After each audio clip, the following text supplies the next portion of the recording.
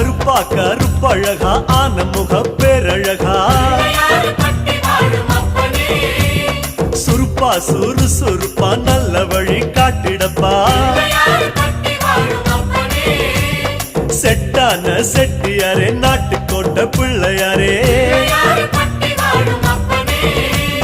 வட்டி மேல வட்டி போட்டு வரமளிக்கும் பிள்ளையாரே கொட்ட கொடி மரமாம் கொடி வளர்ந்த அம்பலமாம் வலமாம் வலம் புரியாம் வலஞ்சொழிஞ்ச தும்பிக்கையாம்